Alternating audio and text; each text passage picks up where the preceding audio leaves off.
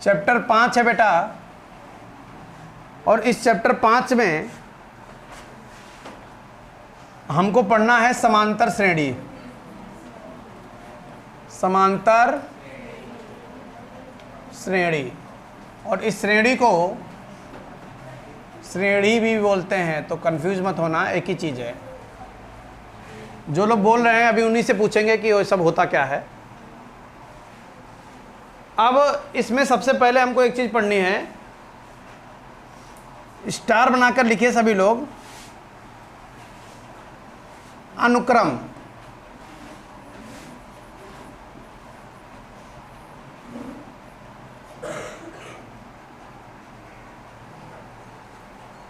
अनुक्रम, इसमें लिखिए एक विशेष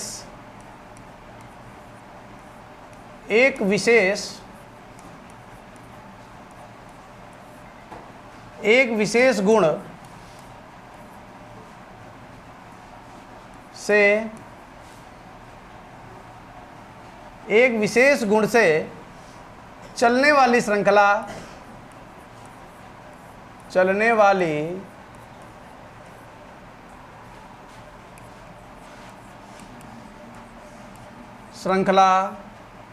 एक विशेष गुण से चलने वाली श्रृंखला अनुक्रम कहलाती है।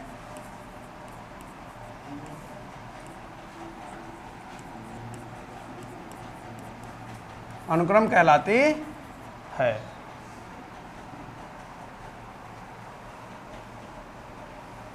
जैसे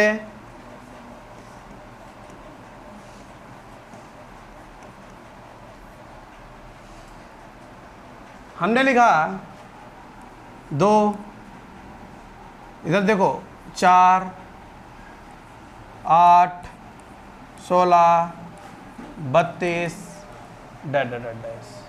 क्या ये अनुक्रम है? क्यों नहीं है? 2 दूनी 4 दूनी 8 दूनी 16 दूनी 32 दूना 64।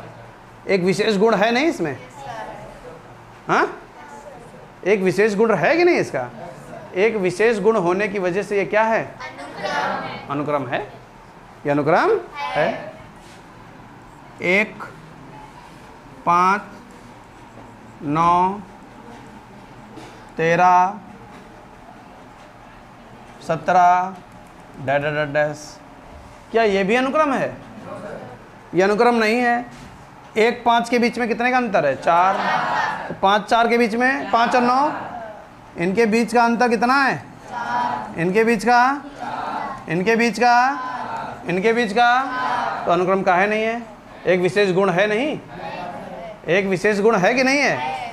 जब भी संख्याओं में कोई विशेष गुण बन रहा हो, यानी किसी विशेष गुण के कारण उनके टर्म बन रहे हों, चाहे 2 से गुणा हो, चाहे 2 से भाग हो, चाहे 2 जोड़ा जा रहा हो, चाहे घटाया जा रहा हो, वो सब क्या है? अनुक्रम है, जिसमें एक विशेष गुण हो, एक विशेष गुण हो। अगर हम लिख दें 1, 4, 9, 16, 25 डैश डैश, क्या ये अनुक्रम है? ये अनुक्रम नहीं है। क्यों नहीं है? इसका कोई विशेष गुण नहीं है। 1 का वर्ग 1, 2 का वर्ग 3 का वर्ग 4 का वर्ग 5 का वर्ग, अनुक्रम है कि नहीं है? तुम तो मना करते थे बहुत जल्दी।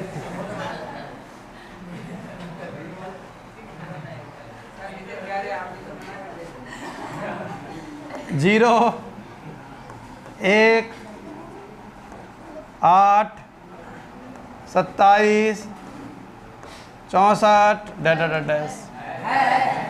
है कि है? क्यों है? क्यूब लिखे हुए हैं। अब दिखने लगा तुमको?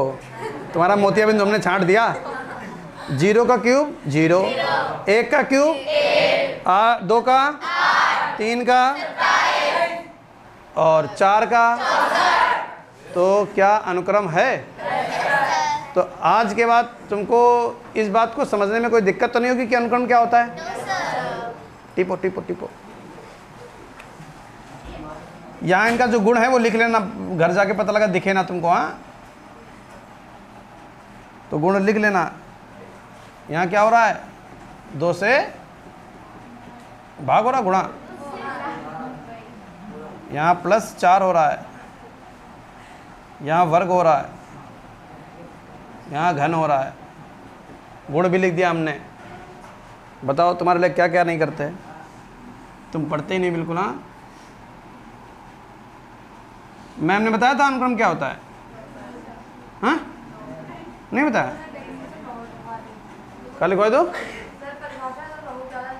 बहुत ज़्यादा, चलो कोई बात नहीं। आएगा 150, आएगा पढ़ाई रन गड़ी तो मन भाई हम लोगों।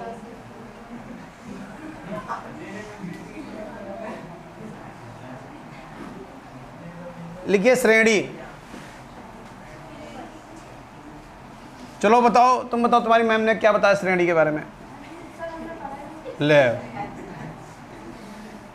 स्कूल तो तुम रोज जाती हुआ।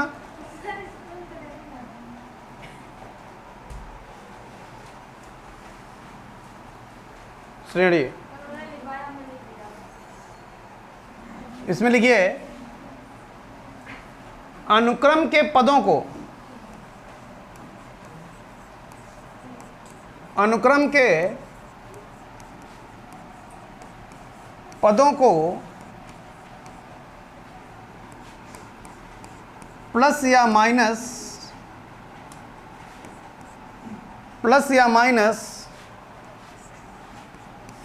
का चिन्ह लगाकर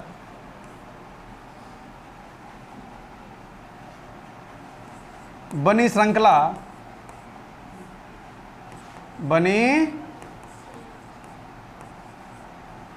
बनी श्रृंखला क्या कहलाती है?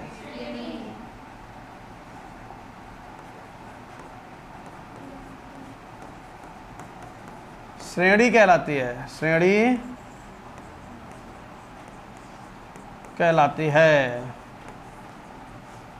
श्रेणी कहलाती है।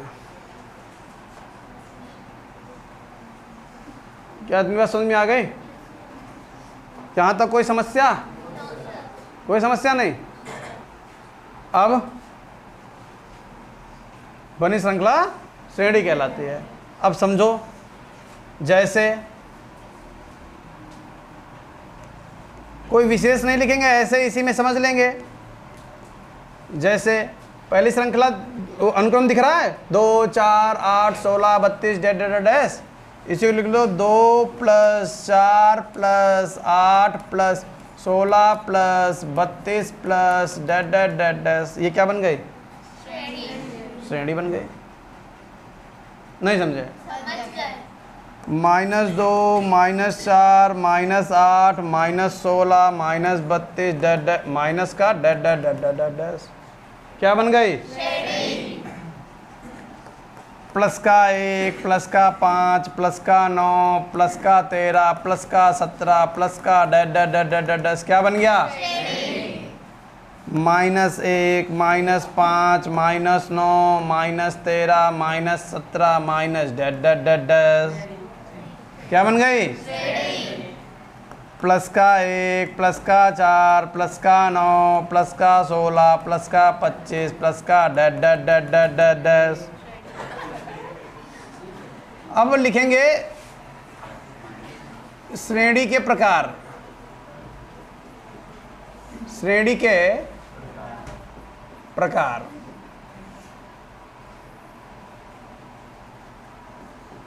नंबर 1 समांतर श्रेणी,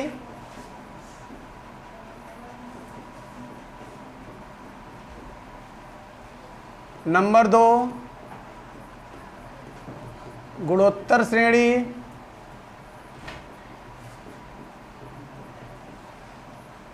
नंबर 3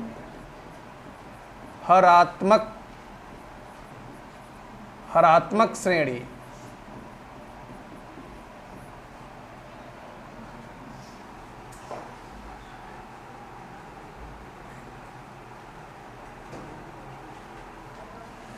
इसको बोलते हैं एपी, इसको बोलते हैं जीपी और इसको बोलते हैं एचपी।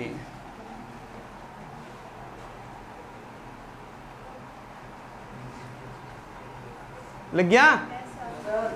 अब एक बात और ध्यान रखो कि यहां पर हमको सेकंड और थर्ड से कोई लेना देना नहीं है। 1 घंटा बीतो ना है कि गुम्मा चलाने लगे, ठीक रहो, अद्धा दाना ले आए न, तो हूँ खतरम हम खतरम फिर हेलमेट लगा के पढ़ाते हम तो बच जाते, तेरा क्या होगा गालिया अच्छा, पहला पार्ट जो है समांतर श्रेणी, यही हमको पढ़नी है क्लास 10th में, और वो भी बहुत डीप नहीं जाना है, नॉर्मल लेवल पर पढ़ना है। क्लास 11th में आपको इस समांतर का रिवीजन, इस समांतर का रिवीजन के बाद एडवांस समांतर श्रेणी और फिर गुणोत्तर श्रेणी। तो समांतर श्रेणी में आ गए और इसमें लिखेंगे ऐसी श्रेणी लिखो, ऐसी श्रेणी जिनके पदों के बीच का अंतर समान हो, समांतर श्रेणी कहलाती है। समांतर श्रेणी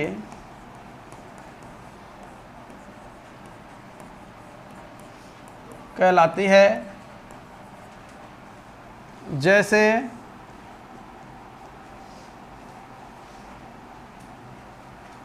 10,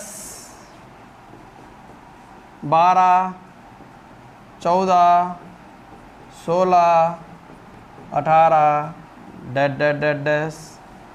3, 8, 13, 18, 23, 28, 6, 13, 20, 27, 34,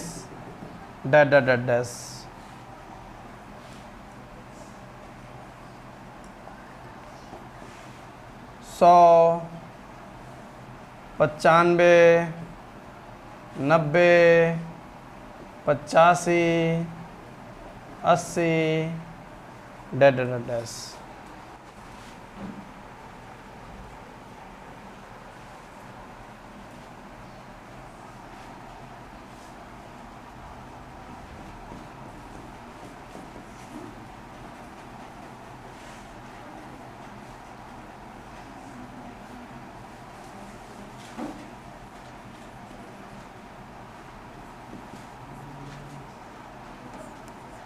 समांतर श्रेणी के प्रथम पद को ए,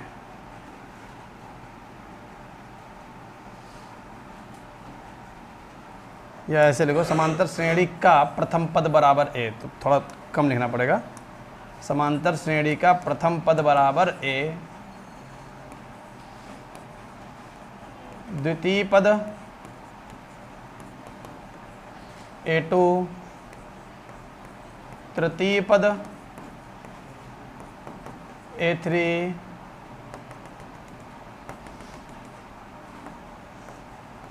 nवां पद AN, nवां पद AN।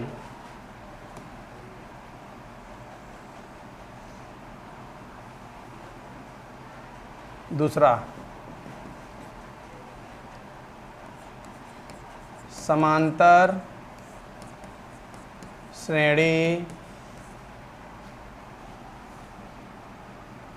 श्रेणी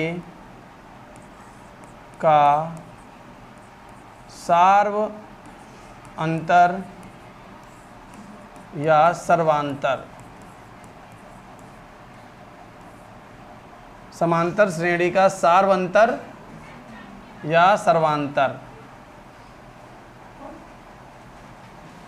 क्या होता है? डी, जहाँ डी का फॉर्मूला होता है an माइनस n माइनस 1।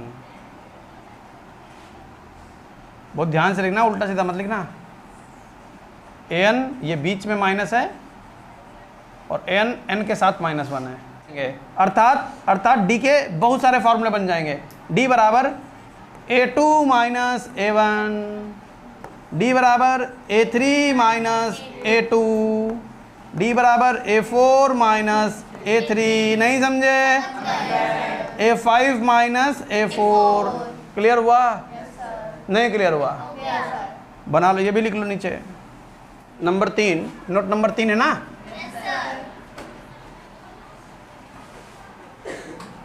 समांतर श्रेणी का मानक रूप। समांतर श्रेणी का मानक रूप। समांतर श्रेणी का मानक रूप। तो समांतर श्रेणी का मानक रूप क्या करोगे?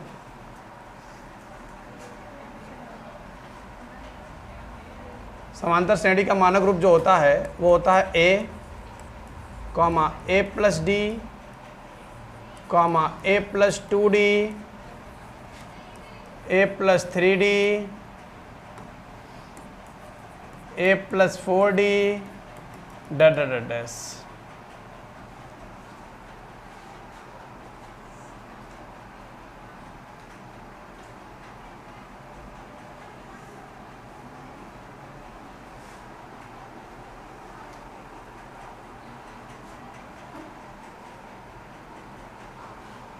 अगला नोट, समांतर श्रेणी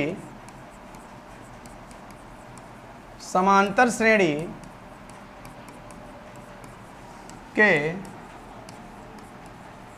किसी भी पद को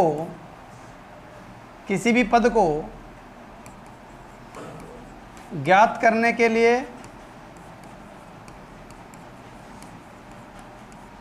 उसके पिछले पद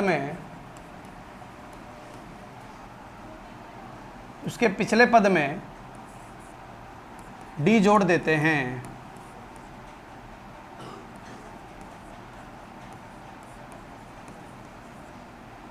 समांतर श्रेणी के किसी भी पद को ज्ञात करने के लिए उसके पिछले पद में डी जोड़ देते हैं। जैसे a1 तो a होता है, a2 को प्राप्त करने के लिए हम a1 में d जोड़ सकते हैं और a3 को प्राप्त करने के लिए a2 में d जोड़ सकते हैं और a4 प्राप्त करने के लिए उसके पिछले पद, a4 का पिछला पद कौन है, उसमें क्या जोड़ सकते हैं? नहीं समझ पाए? नोट कर लो ये।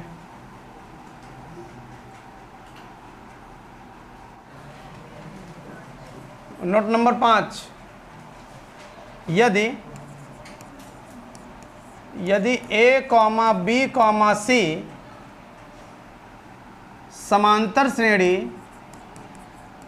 समांतर श्रेणी के 3 क्रमागत पद हों तो बीच के पद का 2 गुना किनारों के योग के बराबर होता है। 2b बराबर a प्लस c। बीच के पद का 2 गुना किनारों के योग के बराबर होता है। ठीक है ना? याद करने के लिए थ्योरी याद भी कर लीजिए, ये कहीं लिखना नहीं है। लिखना आपको ये होता है, ये केवल आपको देसी भाषा के लिए है। बीच के पद का 2 गुना बीच के पद का 2 गुना किनारों के योग के बराबर होता है।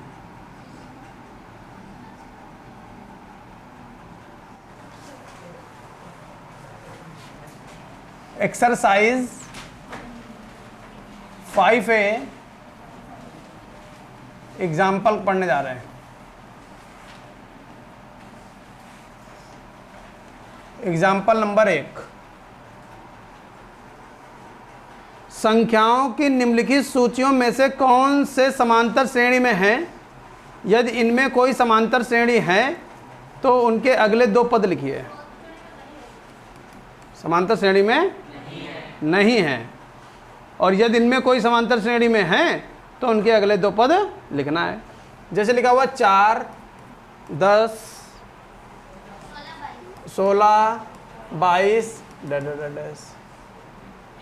तो समांतर श्रेणी ज्ञात करने के लिए सबसे पहले आपको क्या करना है, A2 माइनस A1 कर लेना है। जब भी वो तुमसे कहे कि पता करो समांतर श्रेणी है या नहीं, तो समांतर श्रेणी पता करने का सिर्फ एक ही कॉन्सेप्ट है, उनके बीच का गैप पता कर लो। अगर गैप हर जगह सेम आ जाए तो समांतर श्रेणी है, और गैप सेम ना आए तो समांतर श्रेणी। तो गैप पता करने के लिए क्या लगाओगे, A2 माइनस। अब A2 माइनस A1, A2 का मान 10 है और A1 का मान 4 है। ऐसा कोई जिसको ये समझ में ना आया कि A2 माइनस A1, A2 मतलब दूसरा पद, A1 मतलब पहला पद। A1 को ही A भी बोलते हैं। तो 10 में से 4 चले गए कितना, और निकाल लो, 3 बार निकाल लेते हैं। A3 माइनस A2, A3 कितना है 16, A2 कितना है 10, कितना आया 6। फिर A4 माइनस A3, A4 कितना है 22, उसमें 16 चले गए, 22 में से 16 चले गए। क्या इतनी बात समझ में आ गई? हर जगह 6 6 6 आ गया तो लिख देंगे, चूँकि A2 माइनस A1 बराबर आ गया है A3 माइनस A2 बराबर आ गया है A4 माइनस A3। तो ये, और अगर ये तीनों बराबर आ गए तो इसी को हम क्या बोल देंगे, जब बराबर आ गए तो ये तो सर्वांतर हो गया। अगर बराबर ना होते तो D नहीं बोल पाते। और चूंकि ये सब बराबर आ गए हैं और D बन गया है, इसलिए यहाँ AP। बताओ क्या कठिन लगा? अब उसने एक बात कही है, शर्त कही है कि अगर पद तुम्हारे समांतर श्रेणी में आ जाएं तो उसके अगले कौन से पद निकालने हैं, खाली 2 पद। हमें मालूम कौन कौन सा, 1 2 3 4 मालूम है। क्या निकालना है, A5।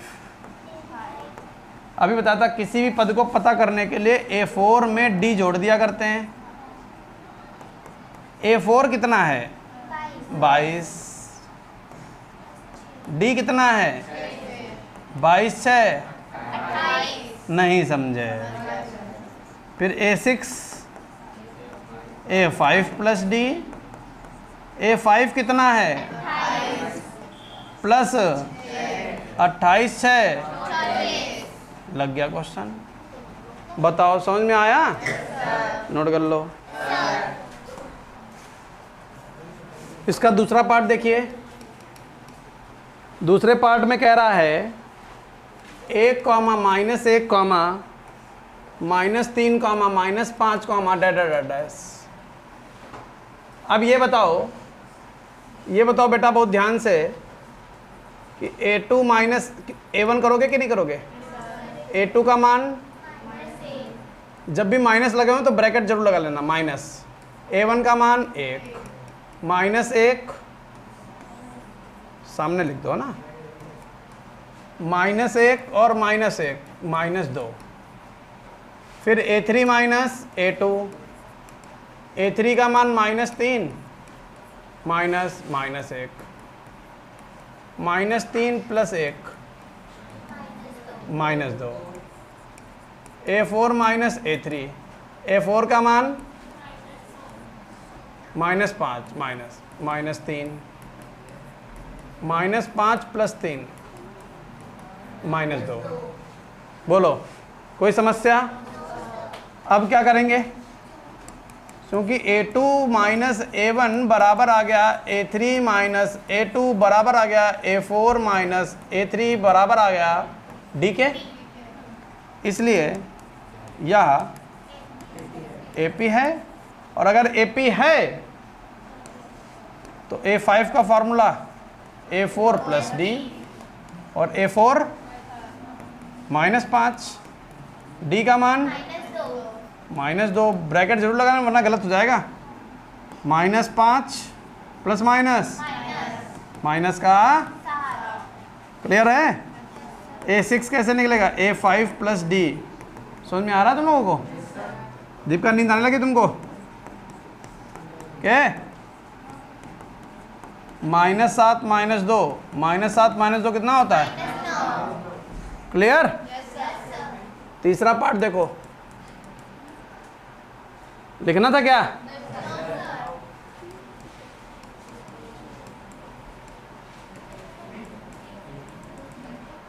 ऐसे लिखा हुआ है, -2 तक लिखा हुआ है। बनाने लगे A2 माइनस A1, क्योंकि माइनस दिख रहा है इसलिए ब्रैकेट का प्रयोग करोगे। A2 का मान 2 माइनस A1 का मान -2, 2 + 2 बराबर 4। A3 माइनस A2, A3 का मान -2, A2 का मान -2 -4। बस अब मत जाना आगे, अलग अलग हो गए। एक लाइन लिखोगे, क्योंकि A2 minus A1 not equal to A3 minus, और जब ये बराबर नहीं है तो क्या ये, जब बराबर नहीं तो क्या ये D है? जब बराबर ही नहीं तो D नहीं है, इसलिए यह AP नहीं है। बताओ समझ में आया कि नहीं आया? चौथा देखो, 1 1 1 2 2 2 3 3 3, तो A2 माइनस A1, 1 माइनस 1 बराबर 0, A3 माइनस A2, 1 माइनस 1 बराबर 0, A4 minus A3, A4 2 minus 1 बराबर 1। क्योंकि A2 माइनस A1 बराबर तो आ गया A3 माइनस A2, लेकिन बराबर नहीं आया है A4 माइनस A3, इसलिए यहाँ AP नहीं, समझे? और देखो एग्जाम्पल नंबर 2, इसमें कह रहा है 3/2, 1/2, -1/2, -3/2 डैश के लिए प्रथम पद A और सार्वधातर लिखिए। प्रथम पद कह रहा लिखो, अरे जो लो प्रथम पद, और कह रहा सार्वधातर लिखो D। D का फॉर्मूला होता है A2 माइनस A2 का मान 1/2, A1 का मान 3/2, 1 माइनस 3। समझ पाए? 1 में से 3 गया, 2 से 2 कट गया, अब कितना? तो D का मान आ गया माइनस है और 1 का मान गया। समझे कि नहीं समझे? एग्जाम्पल नंबर 3 में कह रहा है 3, -1, -1, -3 के लिए सर्वांतर बताना है। क्या बताना है? सर्वांतर बताना है। तो सर्वांतर का मतलब D बताना है, और D का फॉर्मूला होता है A2 माइनस A1। A2 का मान कितना है? 1, और A1 का मान कितना है? 3। 1 में से 3 चले गए, D का मान -2। लग गया क्वेश्चन? समझ गए?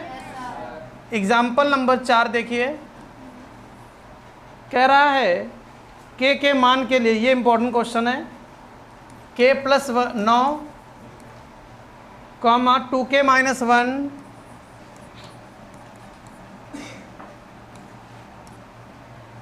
Comma 2k plus 7, comma 2k plus 7 समांतर श्रेणी के सतत पद हों तो k का मान बताना है। सतत पद है, समांतर श्रेणी के सतत पद है। सतत मतलब लगातार, सतत मतलब कल आपको नोट लिखवाया था, यदि समांतर श्रेणी के 3 लगातार पद हों तो बीच के पद का 2 गुना किनारों के योग के बराबर होता है। समझ गए? तो क्या लिखोगे? लिखेंगे चूंकि ये किसमें है? एपी में है। एपी मतलब समांतर श्रेणी में है। चूंकि ये किसमें है? एपी में है। और अगर 3 पद लगातार किसी एपी में हैं तो बीच के पद का 2 गुना, बोलो, बीच के पद का 2 गुना किनारों के योग के बराबर होता है। किनारों के योग के बराबर होता है। भूलोगे तो नहीं? No sir.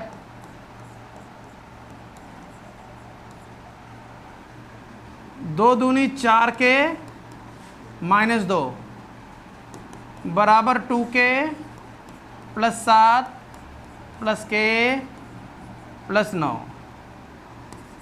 4k minus 2 3k 9 7 16। Clear हो गया? 4k यूं ही 3k उठा के दल लिया माइनस का 3k 16 प्लस 2, 4k में से 3k चले जाएंगे, 16 2 18, k का मान 18। लग गया क्वेश्चन। एग्जाम्पल नंबर 5 कह रहा है कि एक समांतर श्रेणी अर्थात एपी है,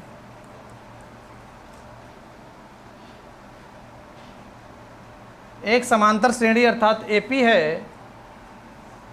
0, 1/4, 1/2, 3/4, डैश डैश डैश डैश। कह रहा है इस एपी के अगले 3 पद लिखो।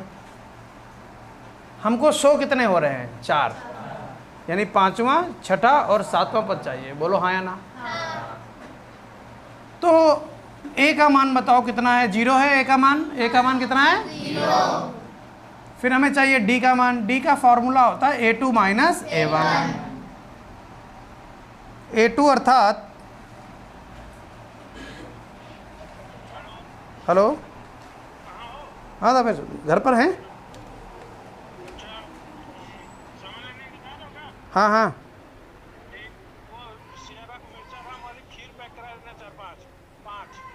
अच्छा अच्छा, ठीक।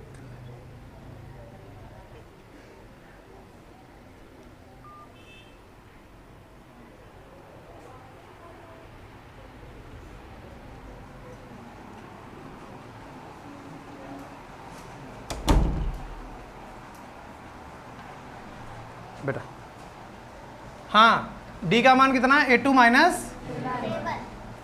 अब A2 मतलब दूसरा पद 1/4, A1 मतलब पहला पद। तो D का मान आ गया 1/4 में अगर 0 घटाएंगे तो 1/4 बनेगा। क्या ये D क्लियर हो गया सबको? क्या ये A क्लियर हो गया सबको? A मालूम है, D मालूम है। A मालूम और D मालूम है। हमको 1 2 3 4 तो 5वां पद चाहिए अर्थात A5 चाहिए। ये कैसे पता? 5वां प्रश्न में कह रहा अगला, आगे के 3 पद बताओ। और A5 के लिए हमने फॉर्मूला बताया था कि किसी भी पिछले पद में D जोड़ दोगे अगला पद मिल जाएगा। A4 प्लस A4 कितना है? 3/4। और D का मान कितना है? 1/4। 3/4, 1/4, 4/4 अर्थात 1। क्लियर? A6 निकालना है। पिछले पद में D जोड़ दो। पिछला पद है कितना? 1। D का मान 1/4। सुनते जाओ, बोला मत करो। इसकी इंगे गुणा इंगे जोड़ दो। 4 1 4, 4 1 5, 5/4। A7, A6 plus D। A6 का मान कितना है? 5/4। और डी का मान कितना है 1/4, 6/4, 2 दूनी 4, 2 3 6, 3/2। बोलो एग्जाम्पल नंबर 6। एग्जाम्पल नंबर 6 में कह रहा है ए बी सी के ऐसे मान ज्ञात कीजिए, ए बी सी के मान ज्ञात करने हैं कि संख्याएं a, 7, b, a, 7, b, 23, c समांतर श्रेणी में हैं। तो ये किस में है? एपी में है। एपी मतलब समांतर श्रेणी, समझ गए ना। प्रश्न में कह रहा है कि ये जो है ये समांतर श्रेणी में है, ठीक है। तो जब ये समांतर श्रेणी में है बेटा, तो इसमें ऐसे नंबर लो, बहुत ध्यान समझना हमारी बात, इनमें ऐसे नंबर लो कि 3-3 का कॉम्बिनेशन बना लो। अब 3 का ही कॉम्बिनेशन क्यों? क्योंकि 3 का ही हमें गाना याद है, बीच के पद का 2 गुना किनारों के योग के बराबर होते। नई बात समझ पाए? ये पूरी सीरीज लिखी हुई है, कहीं से चालू हुई है, कहीं पर खत्म हुई है। हो सकता है उस सीरीज का कोई टुकड़ा हो, लेकिन ये लगातार है। तो हम क्या कर सकते हैं, इसमें से कोई ऐसे 3 पद छांट लो जो तुम्हारे काम के हों, जहां से तुम मान निकाल पाओ। तो तुम कैसे कैसे निकाल सकते हो? पहला तो ये कि आप इनको ले लो, लेकिन जब इनमें कॉम्बिनेशन बनाओगे तो तुम्हें ए और बी 2 वैल्यू ऐसे मिल जाएंगी जिनके मान तुमको याद नहीं है। क्लियर है? बेटा तुम गलत बैठे हो, या तो रुक जाओ बाबा ने ऐसे बैठे रहो, झुक के बैठना, ठीक है। हाँ, तो ये समझ में आ गया इतनी बात। अब या तो हमें ये 3 पद लेने होंगे, लेकिन इसमें भी वही समस्या है कि कौन कौन है? बी और सी 2 अज्ञात राशियां हैं। लेकिन जरा देखो 7b 23 ले ले तो 7 भी मालूम, 23 भी मालूम, क्या नहीं मालूम? और एक अकेला पद अगर नहीं मालूम तो हम बड़े प्रेम से निकाल लेंगे उसको। क्या क्लियर है कि नहीं क्लियर है? तो हम सबसे पहले कहेंगे चूंकि 7, b, 23 एपी के 3 क्रमागत पद हैं। बोलो हाँ या ना? क्रमागत पद है। क्रमागत ही लेने होते, फुटकर मत ले लेना, कूद के मेढक बन जाओ। हाँ, बरसात का मौसम भी है आजकल। तो 3 क्रमागत लोगे, या तो ये 3 लोगे, या तो ये 3 लोगे, या तो ये 3 लोगे। क्लियर हुआ? तो बेटा क्रमागत पद ले लिए हमने, गाना याद है ना? अगर ये 3 क्रमागत पद हैं, इसलिए बीच के पद का 2 गुना किनारों के योग के बराबर होता है। अच्छा, 23 7 30, 30/2 ये बन गया 15। तो भैया बोलो बी का मान 15। सबको समझ में आ गया? और जब बी तुमको पता चल चुका है, तो जो पहले रुकावट थी ए और ए 7b में, अब वो खत्म हो गई है, क्योंकि अब तुमको ए नहीं मालूम, 7 मालूम है और बी भी मालूम है। समझ गए? तथा a, 7, b एपी के 3 क्रमागत पद हैं। 3 क्रमागत पद हैं। और अगर ये भी 3 क्रमागत पद हैं बेटा, तो गाना याद है कि नहीं? बीच के पद का 2 गुना किनारों के योग के बराबर होता है। तो 7 दूनी 14 ये बन जाएगा, और ए हमें निकालना है, बी ऊपर तैयार है। ये लो, अरे ये लो, इधर आ जाए। 14 - 15 बराबर ए, तो ए का मान -1। बोलो हाँ या ना? तथा क्रमागत पद तो ये भी हैं। b, 23 बी कॉमा 23 कॉमा सी एपी के तीन क्रमागत पद हैं, तीन क्रमागत पद हैं। जाना नहीं भी आ रहा है। अच्छा, क्या इतनी बात क्लियर हो गई? क्लियर हो गई सबको? अब क्या करोगे? फिर से गाना याद है? बीच के पद का 2 गुना किनारों के बराबर होता है। तो 23 दूना 46 ये बन गया। और बी कितना कह रहा है? बी कह रहा 15 है प्लस सी। तो 15 इधर भेज दो। 46 माइनस 15 बराबर सी। 6 में से 5 गए 1, 4 में से 1 गया 3।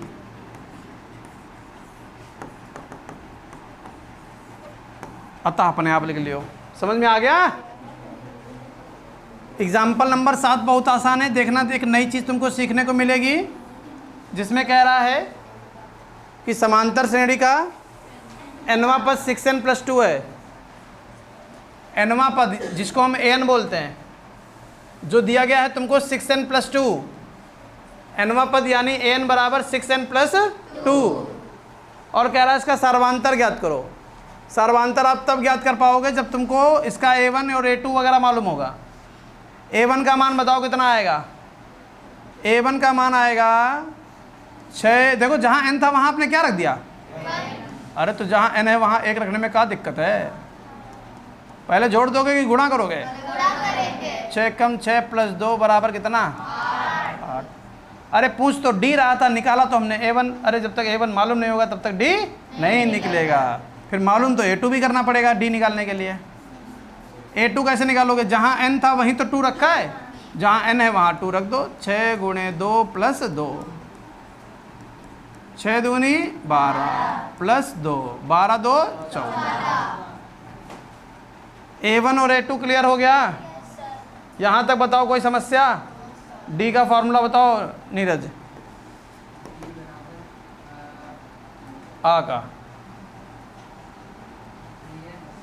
हमें यार a2 माइनस 14, a1 का मान 8, d का मान आ गया 14 में से 8 चले गए, d का मान 6। नोट कर लीजिए। Example number 8। एग्जाम्पल नंबर 8 में कह रहा है कि समांतर श्रेणी है यानी एपी है, जो है -5, -1, 3, 7 डैश डैश डैश का सर्वांतर होगा। सर्वांतर पूछ रहा है। सर्वांतर का फॉर्मूला d बराबर a2 माइनस a1। a2 का मान -1 है। जब भी माइनस लगा हो ब्रैकेट का प्रयोग जरूर करें। a1 का मान -5, ब्रैकेट ओपन करो, -1 माइनस माइनस +5, -1 + 5 कितना होता है? d का मान कितना आ गया? खत्म हो गया क्वेश्चन।